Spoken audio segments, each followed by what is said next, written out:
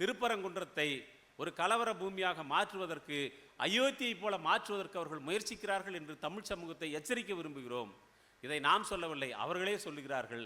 அடுத்த அயோத்தி திருப்பரங்குன்றம் என்று சொல்லுகிறார்கள். இவ்வாறு உழைக்கும் மக்களை கையாளக்கூடிய காவல்துறை நேற்று அவருடைய அணுகுமுறை எவ்வாறு இருந்தது? கலவரம் செய்யக்கூடியவர்கள் என்று தெரிந்தே வந்தவர்களை எப்படி அவ்வளவு பேரை திரள அனுமதித்தார்கள் என்ற கேள்வியெல்லாம் எனக்கு இருக்கிறது. அதையெல்லாம் மீறி ஒரு காவல்துறையினர் மிக சிறப்பாக கையாண்டார்கள். கடைசி நேரத்திலாவது முதுகெலும்போடு ஒரு அதிகாரி சொல்லியிருக்கிறார், உங்களை நாங்கள் அனுமதிக்க முடியாது. எடப்பாடி முதலமைச்சராக இருந்திருந்தால் என்ன நடந்திருக்கும் என்று யோசித்து பாருங்கள். என்ன நடந்திருக்கும்? கலவரக்காரர்களுடைய கனவு நிறைவேறி இருக்கும். எடப்பாடி உங்களைப் போலவே நானும் தொலைக்காட்சியை பார்த்தான் தெரிந்து கொண்டேன் என்று சொல்லியிருக்கக்கூடும். நீங்கள் அது ஒரு குறிப்பிட்ட சாதியை பட்டியல் சாதியிலிருந்து வெளியேற சொல்லி தூண்டுவதாக இருக்கட்டும், அல்லது ஒரு குறிப்பிட்ட சாதியை நீங்கள் ஆண்ட பரம்பரை என்று கிளப்பி விடுவதாகட்டும், அல்லது நீங்கள் இல்லாவிட்டால் இந்த நாட்டினுடைய பொருளாதாரமே இசிந்து போகும் என்று சொல்லி அவர்களை உசுப்பி விடுவதாகட்டும், ஒவ்வொரு பகுதி வாரியாக அவர்கள் இன்றைக்கு பலரை அணுகி கொண்டிருக்கிறார்கள். மதுரை வீரன் காலத்திலிருந்து மாறுகால் மாறுகை வாங்கப்பட்டு கொண்டிருக்கிறது. சாதி மாறி காதலித்தால் கல்யாணம் செய்தால் என்பதை கவனத்தில் கொண்டு வருகிறேன். பொம்மக்கா திம்மக்காவை காதலித்ததற்காக முத்துப்பட்டன் கொல்லப்பட்டதை நாம் கதையின் வழியாக அறிந்திருக்கிறோம்.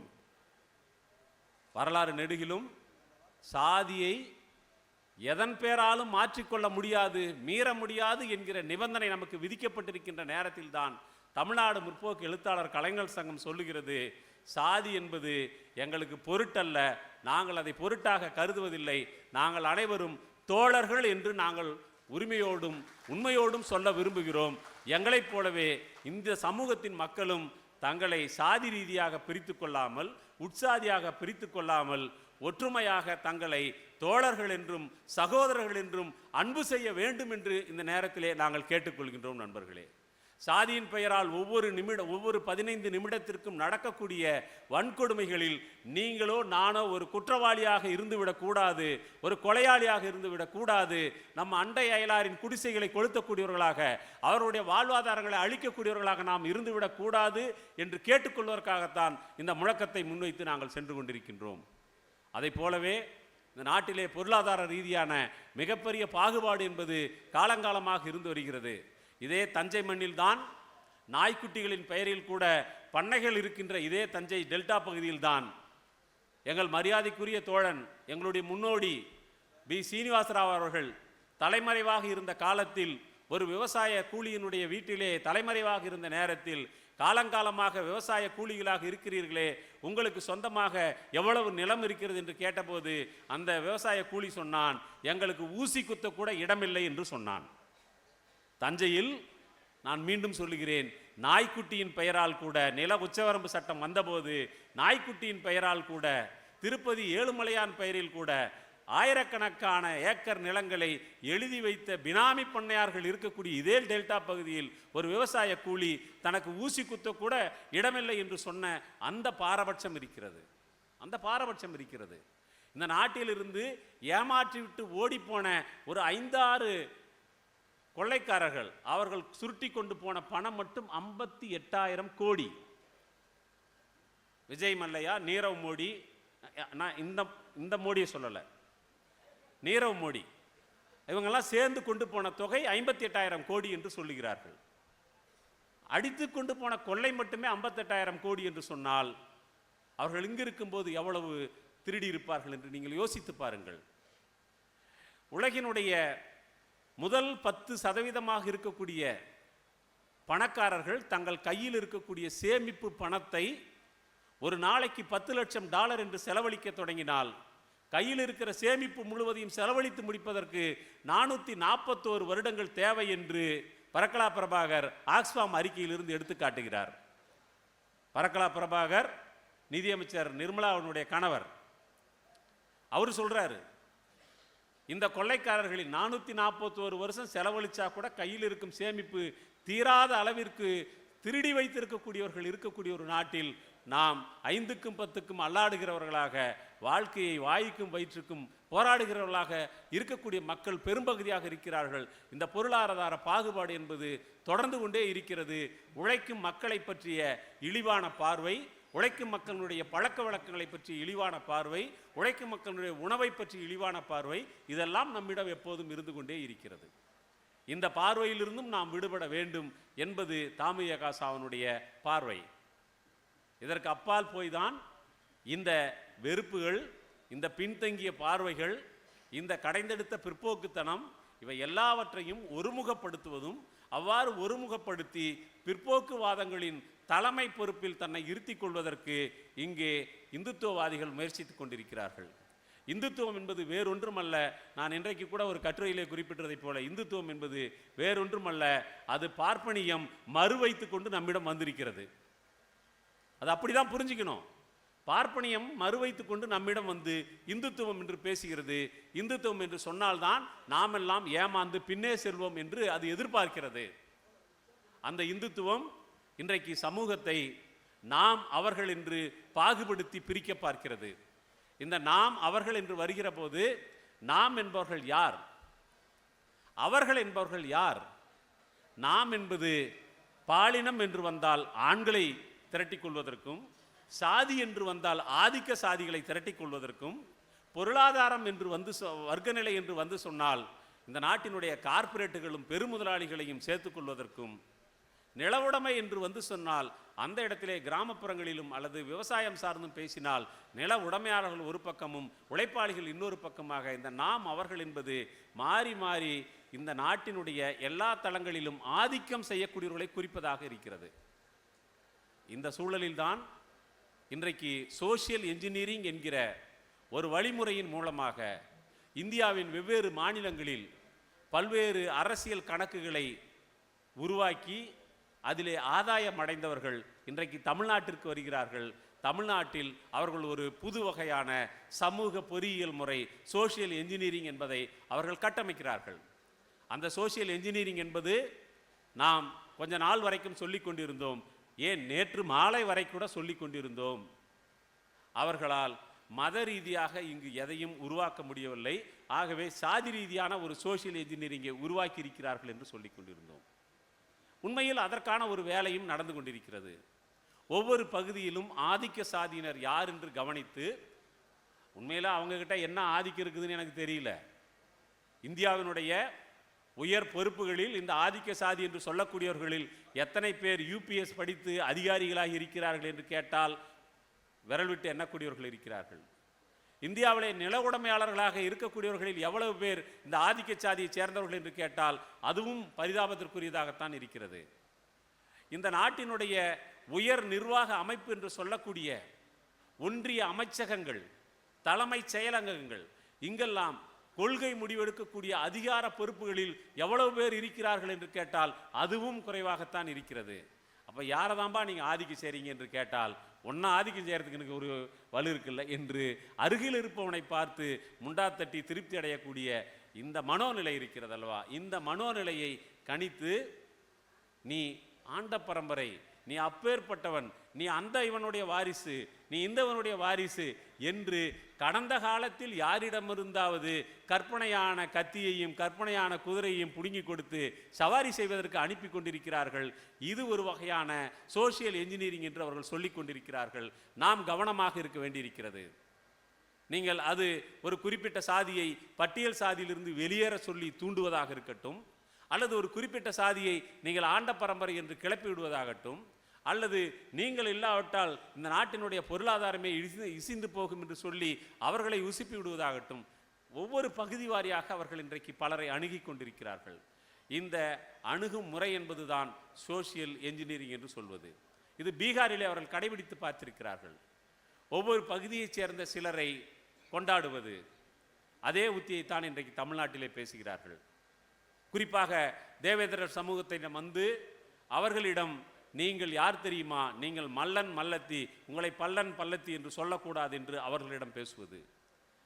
பேரூர் பகுதியில் இருக்கக்கூடிய அவர்களிடம் போய் நீங்கள் யார் தெரியுமா? சிவனும் பார்வதியுமே மல்லனும் மல்லத்தியுமாக வந்துதான் அவதாரம் எடுத்து உளவு வேலை செய்திருக்கிறார்கள். நீங்கள் சிவன் பார்வதியினுடைய வாரிசுகள் என்று அங்கே பேசுவது, இன்னொரு பக்கம் வேறு சாதியை அணுகி அவர்களிடம் வேறொன்றை பேசுவது, இவ்வாறெல்லாம் பேசி இந்த அவர்கள் நாம் என்று பிரிக்கிற போது யாரால் யார் ஒடுக்கப்படுகிறார்களோ அவர்களையெல்லாம் அவர்கள் என்று எதிர்நிலையிலும், ஒடுக்கும் தன்மை உள்ள அல்லது ஒடுக்கும் மனோபாவம் உள்ளவர்களை நாம் என்றும் வகைப்படுத்தி மோதவிடக்கூடிய ஒரு போக்கு என்பது இங்கு தமிழ்நாட்டில் இருக்கிறது. இந்த போக்கை நாம் நிச்சயமாக எதிர்கொண்டாக வேண்டும். இன்னும் ஓரிரு மாதங்களில் தமிழ்நாட்டில் தேர்தல் வரவிருக்கிறது. தமிழ்நாட்டை பொறுத்தவரையிலும் ஒவ்வொரு தேர்தல் வருகிற போதும் தமுக திட்டவட்டமாக தலையிடுகிறது. தலையிடுகிறது என்றால் எங்களுடைய துணைத் தலைவர் தோழர் ரோகிணி போய் பிரச்சாரம் செய்வதல்ல, அது போகிறார் அவர், அது வேறு விஷயம். தேர்தல் பிரச்சாரத்தை தன்னுடைய படப்பிடிப்பெல்லாம் ஒத்து வைத்துவிட்டு இந்த சமூகத்தில் ஒரு அரசியல் மாற்ற வேண்டுமானால் அதில் தமுக பங்கு இருக்க வேண்டும் என்பதற்காக அவர் பிரச்சாரத்திற்கு வருகிறார் என்பது அது அல்ல நாங்கள் சொல்லக்கூடியது. தமுகவினுடைய நிலைப்பாடு என்பது தமிழ்நாட்டில் சாதிய ஆதிக்கமும் மத ஆதிக்கமும் நிறைந்த எந்த ஒரு கட்சியும் ஆட்சிக்கு வந்துவிடக்கூடாது என்பதில் கவனமாக இருக்கிறது. நாங்கள் ஒவ்வொரு தேர்தலின் போதும் ஒரு கூட்டறிக்கையை வெளியிடுகிறோம். தமிழ்நாட்டினுடைய கலை இலக்கியவாதிகள் அனைவரையும் திரட்டி, கலை இலக்கிய அமைப்புகளை திரட்டி ஒரு கூட்டறிக்கை வெளியிடுகிறோம். அதன் வழியாக மக்களிடம் வேண்டுகோள் வைக்கிறோம், நீங்கள் யாரை தேர்ந்தெடுக்க வேண்டும், யாரை நிராகரிக்க வேண்டும் என்று. நான் இப்போது சொல்லுகிறேன், நேற்று மட்டும் எடப்பாடி முதலமைச்சராக இருந்திருந்தால் என்ன நடந்திருக்கும் என்று யோசித்து பாருங்கள். என்ன நடந்திருக்கும்? கலவரக்காரர்களுடைய கனவு நிறைவேறி இருக்கும். எடப்பாடி உங்களைப் போலவே நானும் தொலைக்காட்சியை பார்த்தான் தெரிந்து கொண்டேன் என்று சொல்லி இருக்கக்கூடும். தூத்துக்குடியிலே துப்பாக்கி சூடு நடத்திவிட்டு எல்லோரும் கேட்டபோது உங்களைப் போலவே நானும் தொலைக்காட்சியில் பார்த்துதான் தெரிந்து கொண்டேன் என்று சொன்னார். அதுதான் நடந்திருக்கும். நேற்றைக்கு திருப்பரங்குன்றத்தில் உண்மையில் அந்த சூழலை தமிழ்நாடு அரசு சிறப்பாக கையாண்டிருக்கிறது. ஆனால் எனக்கு ஒரே ஒரு வருத்தம் தான். நம்முடைய மாதர் சங்க தோழர்கள் இங்கே இருக்கிறார்கள், வரவேற்பு குழுவிலே பணியாற்றி கொண்டிருக்கிறார்கள். மாதர் சங்க தோழர்கள் ஒரு போராட்டத்திற்காக சென்னைக்கு கிளம்பினார்கள். அவர்களை வீடு புகுந்து கைது செய்தது காவல்துறை. திண்டுக்கல் நாடாளுமன்ற உறுப்பினர் தன்னுடைய காரில் அழைத்து கொண்டு போன ஒரு மாதர் சங்க நிர்வாகியை வழிமறித்து ஜீப்பில் இருந்து இறக்கி கைது செய்வதற்கு காவல்துறை முயற்சித்தது. மாணவர்கள் பல்வேறு நியாயமான கல்வி வளாக ஜனநாயகத்திற்காக போராடுகிறார்கள், கடுமையாக தாக்கப்படுகிறார்கள். பண மதிப்பிழப்பு நடவடிக்கையின் போது மக்கள் அலைக்கழிக்கப்படுவதை பார்த்து தாளமாட்டாமல் மக்களை திரட்டி கொண்டு போராடிய எங்கள் தோழன் செல்வாவின் மண்டையை உடைத்தார்கள் காவல்துறையினர். இன்றைக்கும் டைஃபி தோழர்கள் அல்லது இடதுசாரி இயக்கத்தைச் சேர்ந்தவர்கள் மக்களுக்கான எந்த பிரச்சனை நடந்தாலும், தூய்மை பணியாளர்கள், மாற்றுத்திறனாளிகள் யார் போராடினாலும், அவர்கள் எந்த துறையிடம் கோரிக்கை வைத்து போராடினாலும், ஆளினால் அழகுராஜா மாதிரி போலீஸ்காரர்கள் மட்டுமே வந்து களத்திலே நின்று லத்தியால் பதில் சொல்லி கொண்டிருக்கின்ற இதே இனத்தில் நான் அதை சொல்லத்தான் வேணும். தோழமை சுட்டல்னு வேணா அதை சொல்லலாம். தோழர் பழனிமாணிக்கம் தோழர் இருக்காங்க, அது தோழமை சுட்டலாம் நம்ம சொல்ல வேண்டியிருக்கு. இவ்வாறு உழைக்கும் மக்களை கையாளக்கூடிய காவல்துறை நேற்று அவருடைய அணுகுமுறை எவ்வாறு இருந்தது? கலவரம் செய்யக்கூடியவர்கள் என்று தெரிந்தே வந்தவர்களை எப்படி அவ்வளவு பேரை திரள அனுமதித்தார்கள் என்ற கேள்வியெல்லாம் எனக்கு இருக்கிறது. அதையெல்லாம் மீறி ஒரு காவல்துறையினர் மிகச் சிறப்பாக கையாண்டார்கள். கடைசி நேரத்திலாவது முதுகெலும்போடு ஒரு அதிகாரி சொல்லியிருக்கிறார், உங்களை நாங்கள் அனுமதிக்க முடியாது, விளைவு எதுவாக இருந்தாலும் நாங்கள் எதிர்கொள்கிறோம் என்று சொல்லியிருக்கிறார். நான் சொல்றேன், காவல்துறையினர் சுயேட்சையாக கடைபிடிக்க வேண்டிய ஒரே வழி இதுதான். நீங்கள் சுயேட்சையானவர்கள், உங்களுக்கு முதுகெலும்பு இருக்கிறது. முதுகெலும்பை நம்பாமல் லத்தியை நம்புகிறவர்கள் தான் யாரிடம் வேண்டுமானாலும் பணிந்து போவார்கள். நீங்கள் சுயேட்சையாக நின்று மக்களின் பிரச்சனையில் இருக்கக்கூடிய நியாயத்தை கவனியுங்கள். கலவரக்காரர்கள் என்றால் நேற்று நடத்தியதைப் போலவே நடத்துங்கள். அவ்வளோதான் எங்களால் சொல்ல முடியும். இதெல்லாம் தேர்தலுக்காக நடக்கப்படக்கூடிய வேலைகள் என்று தமுக நினைக்கிறது. தமிழ்நாட்டில் காலூன்றுவதற்கு மதத்தின் வழியாக அவர்கள் வரமாட்டார்கள், சாதிகளை வைத்துத்தான் வருவார்கள் என்று நினைத்து கொண்டிருந்ததற்கு மாறாக மதத்தையும் அவர்கள் சிறப்பாக துல்லியமாக பயன்படுத்துகிறார்கள் என்று நாம் அஞ்சுகிறோம். இந்த கவலையை வெளிப்படுத்துகிறோம். திருப்பரங்குன்றத்தை ஒரு கலவர பூமியாக மாற்றுவதற்கு, அயோத்தியை போல மாற்றுவதற்கு அவர்கள் முயற்சிக்கிறார்கள் என்று தமிழ் சமூகத்தை எச்சரிக்க விரும்புகிறோம். இதை நாம் சொல்லவில்லை, அவர்களே சொல்லுகிறார்கள். அடுத்த அயோத்தி திருப்பரங்குன்றம் என்று சொல்லுகிறார்கள். ஒரு தீபம் ஏற்றினால் என்ன என்று ஒரு நீதிபதி கேட்டிருக்கிறார். நீதிபதி அவர்களே, ஏற்றுவது தீபமாக இருந்தால் நாங்களும் கூட வணங்கிவிட்டு போகுவோம். அது தீபம் அல்ல, தீவட்டி. அது இந்த நாட்டின் சமத்துவத்திற்கும் மத நல்லிணக்கத்திற்கும் சகிப்புத்தன்மைக்கும் வைக்கப்படக்கூடிய கொல்லி. அதை எப்படி போய் நாங்கள் ஏற்றுக்க முடியும்?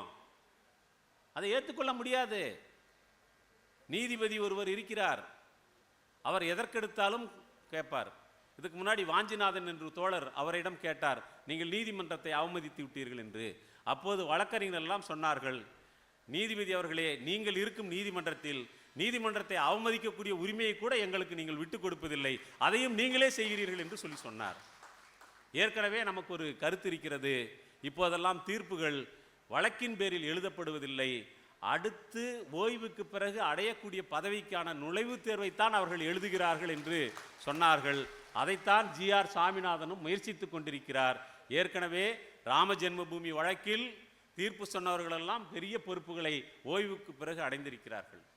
ஒருவேளை அந்த தூண்டுதலின் பேரில் நீங்கள் இயங்குவீர்களானால் தயவு செய்து தமிழ் சமூகத்தை பிளவுபடுத்தும் வேலையை செய்து அதை செய்யாதீர்கள். வேறு ஏதாவது குறுக்கு வழி இருந்தால் முயற்சி செய்யுங்கள் என்று நீதிபதிக்கு இந்த மன்றத்தின் சார்பாக, இந்த மாநாட்டின் சார்பாக நாம் கேட்டுக்கொள்ள வேண்டியிருக்கிறது. இப்படி சுட்டிக்காட்டுவதெல்லாம் நீதிமன்றத்தின் அவமதிப்பு என்று நீங்கள் அந்த கூண்டுக்குள் போய் பதுங்கிக் கொள்வதற்கு முயற்சிக்க கூடாது. மனம் திறந்து உங்களுடைய நீதியின் பார்ப்பட்ட அணுகுமுறையை மறுபரிசீலனை செய்யுங்கள் என்று தாமுயகாசா கேட்டுக்கொள்கிறது. இந்த மாநாட்டின் வழியாக தாமுயகாசா தமிழ்நாட்டின் மக்களிடம் மட்டுமல்ல, தமிழ்நாட்டு அரசிடமும் ஒரு கோரிக்கை வைக்கிறது. தமிழ்நாடு முழுவதும் மக்கள் கூடும் பொது இடங்களில், கல்வி வளாகங்களில் இந்த நாட்டின் அரசியல் சாசனத்தின் முகவுரை, இந்த நாட்டின் அரசியல் சாசனத்தின் முகவுரை என்பதுதான் நம் அனைவருக்குமான வழிகாட்டியாக இருக்கிறது. அந்த அரசியல் சாசன முகவுரையை தமிழ்நாட்டின் பொது இடங்களிலும், அரசு அலுவலகங்களிலும், கல்வி வளாகங்களிலும் கல் தூண்களாக செதுக்கி மக்களை அன்றாடும் அவர்கள் கண்ணிலே படக்கூடிய வகையில் வைக்க வேண்டும். அது ஒன்றுதான் மதவாதிகளுக்கும் அரசியல் சாசன விரோதிகளுக்கும் மனு தர்மத்தை ஆதரிக்கக்கூடியவர்களுக்கும் அச்சமூட்டக்கூடியதாக இருக்கும் என்று சொல்லி என்னுடைய உரையை நிறைவு செய்கிறேன். நன்றி தோழர்களே.